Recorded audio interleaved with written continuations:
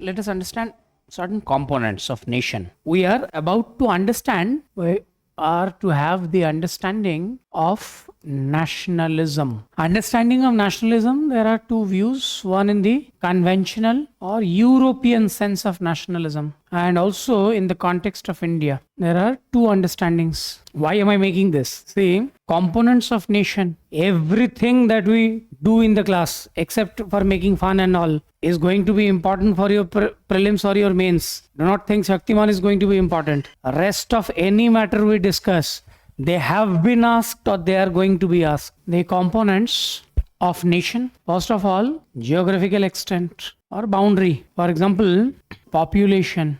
Next is language, culture. When I say language and culture, I mean homogeneity of language and culture. Next is constitution, some cases religion, etc. There are examples for all of them. Now, think about these components in details and tell me which one do you think to be the most vital characteristics to define a nation. See, here, can you have uniformity of religion and have a nation? Yes. Example, the West Asian countries. Is it exclusive for all nations? No. There are nations with heterogeneity of religious order, still a nation. Definitely India is an example, several others are also there. So I will discard religion. Next, constitution. Is it always a constitution that has to be there that will make a nation? Not necessarily so. I will discard again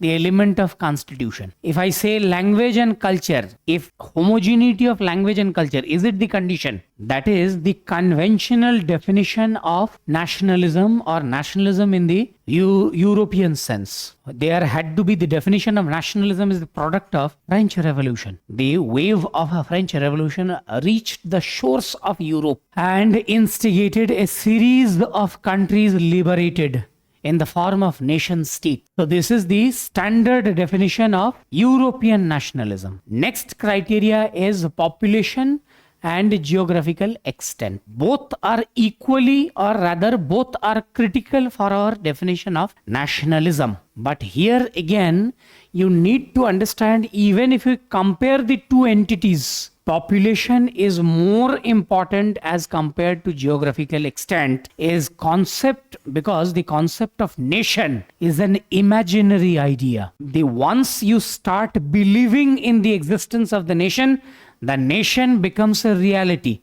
It does not matter if the geographical extent or territory is valid or otherwise. For example, a brilliant example I read in one of the works of probably Shashi Tharoor, I do not exactly remember the name of the book. Here, now see, if I ask you the question, can you create India in the Lord's Stadium, that is in Britain? The answer is yes. The moment you start having solidarity, the existence of the country, India is created in a foreign soil as well. For today's most vibrant example is of Palestine. As global community refuses to acknowledge the existence of Palestine in the hearts and the sentiments of the Palestinians, Palestine do exist. This is where you understand the concept of a nation where population is of more priority as compared to the geographical extent. India or nationhood of India was created much before than the delimitation of the boundary of the country. This is the key takeaway of the lecture. So that is it. Good day, ladies and gentlemen.